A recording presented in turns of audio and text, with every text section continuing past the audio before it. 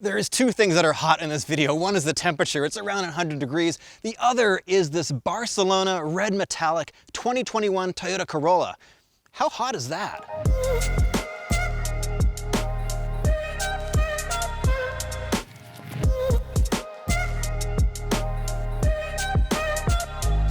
Believe it or not, this is the 12th generation Corolla. They've actually sold about 44 million of these over the years. Now, if you come from an older Corolla and you come from the last generation, this is a huge step forward.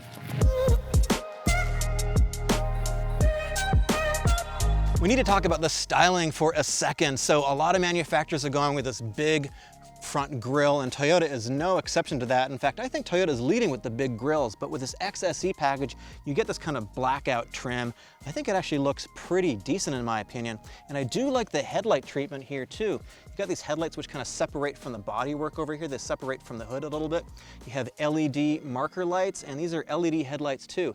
This particular model has the upgraded headlights which swivel. So when you're driving at night, you can kind of see around curves. So with the XSE trim in the back, we have this little spoiler over here, and we have dual exhaust tips, and we have this little black insert over here too in this sort of honeycomb type trim. I think it looks pretty sharp. With the XSE trim, you get 18-inch wheels and tires. These are 225/40/18s, and I'm going to talk about these tires a little bit later. They're not my favorite. So in this trim package, you get soft text material on the side bolsters. It's kind of like leather. The center is a cloth insert, pretty comfortable. This also has power adjustable seats, but only for the driver's side. You get a leather trimmed steering wheel in here. It's pretty nice material, and all the buttons are soft touch. We got this blue stitching which continues all the way across the dashboard. And overall, it has a little bit of a premium feel. What I like is this sort of arc of this dashboard material kind of flowing down into the center stack. So this is the upgraded display. This is 8 inches compared to the normal 7 inches, and it has a lot of physical buttons which I think are really nice too. You can hit the map button, you can hit the home button, and it's got a physical dial for the volume control. Headspace back here is, I would call it okay. I'm only 5'9", and I've got a little bit of space back here. There's a bit of a cutout over here which works if you're a lot taller. Not going to be the best thing for your passengers. In terms of knee room, not bad, not bad. I can fit my knees in here pretty easily. If the seat were all the way back, it might be an issue. Foot room, pretty tight down here. If you need a little bit more space, the rear seats do fold down 60/40, 60 side, and let's do the 40 side. You're going on a road trip, you're going to Australia, and you need to bring your Australian cowboy hat. Will it fit? Yes, it will. It fits one Australian cowboy hat with no problem at all, but if you got a whole bunch of Australian cowboy hats, you want to get the hatchback because it actually has about 17.8 cubic feet of storage space. This is 13.1. It's not bad, but it's not huge. I can get in here. If somebody wants to kidnap me, it's going to be a little bit uncomfortable to kidnap me in this trunk. I would prefer to be kidnapped in something a lot bigger, like an SUV. So as part of the Toyota Safety Sense system, this has radar cruise control and pre-collision system as well. So there is a radar system hidden behind all this fancy bodywork, which basically sends out a signal and it tracks the car ahead of you. And if it thinks you are getting too close to a car, it'll actually apply the brakes with up to maximum force to bring you to a complete stop. Hey, let's go for a drive.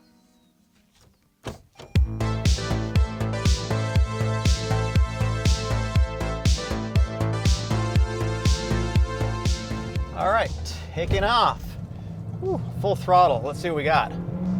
Traction control, shifts at 6,500 RPM.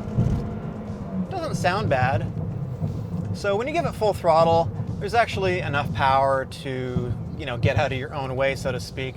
But this is definitely not a powerful car by any stretch of the imagination. As I said before, it's got 169 horsepower and not a lot of torque. But that torque comes in at the middle of the rev band at around 4,400, somewhere around there. So it's not super quick, but it's definitely more than adequate for getting around town. And I found that the fuel economy so far, I've been getting about 27 miles per gallon, kind of driving like that, kind of driving like an idiot in the canyons really quick, lots of full throttle all the time. So if I'm getting an indicated about 26 to 27, I think that's pretty reasonable. You're probably going to do a whole lot better than I am. There's two different engines available on the Corolla. The SE and the XSE get this bigger engine. This is the 2-liter. It's called a dynamic force engine. It makes about 169 horsepower, 151 pound-feet of torque. On the other models, there's an optional engine which is smaller. It's a 1.8 liter. It makes quite a bit less horsepower, quite a bit less torque, but here's the interesting thing. I don't think you should get it because it actually gets 1 mpg worse gas mileage. So with this, you get more power, better gas mileage. Hey, just opt for the bigger engine. That's what I would do. Let's accelerate like a normal person would, maybe 1/3 throttle. Did you hear that first shift? Here's that second shift. Here's that third shift. So it sounds very much like a regular automatic transmission. And in fact, it drives very much like a regular automatic transmission. I would hazard a guess that most people who buy this car or even go for a test drive are not going to know that this has got a CVT, a continuously variable transmission, because it drives just like an automatic. It is a very, very good simulation. The transmission in the Corolla is really interesting. It's called a dynamic shift CVT. So it is a continuously variable transmission. That means it has no gears, except this one does have a gear. The first gear is a conventional gear. As you're accelerating away from the line, it then shifts into the second gear, which is really the gear and pulley system, and it simulates the rest of the gearing, so it drives a lot like an automatic transmission.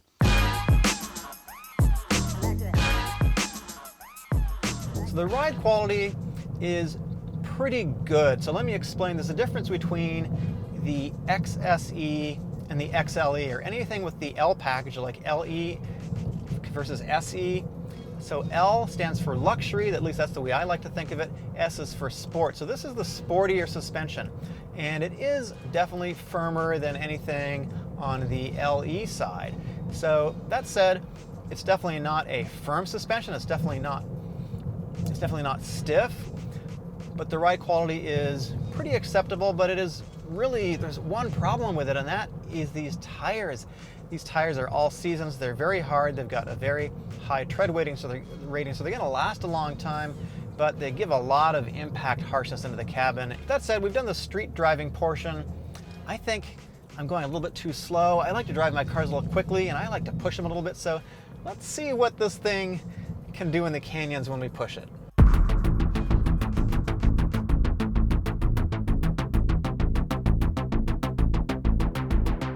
There's a package you can layer on top of the XSE. It's called the Apex package, and it's a handling package. It consists of stiffer anti-roll bars, stiffer springs, slightly different struts. So basically it's designed to give you a little bit more performance in the corners. That said, we happen to be in the canyon, so let's go for a little drive and see how entertaining and how good or not this is.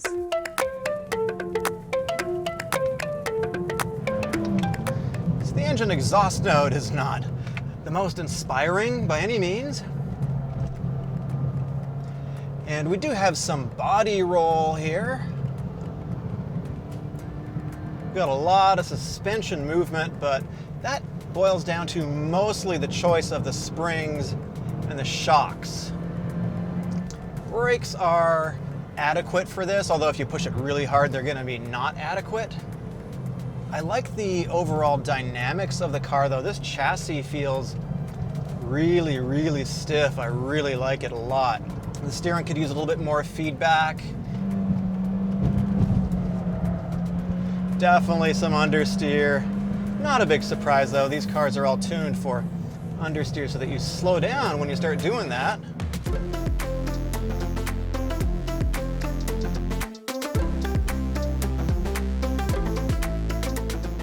There's a lot that I do like about the Corolla. It's got a really stiff structure.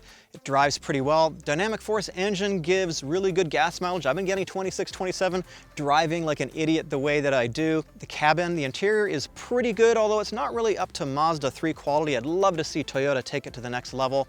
It's got a fair bit of space, and overall, it's a pretty handsome looking car. My name is Eric. If you like these kinds of videos, please subscribe, and I will see you in the next one.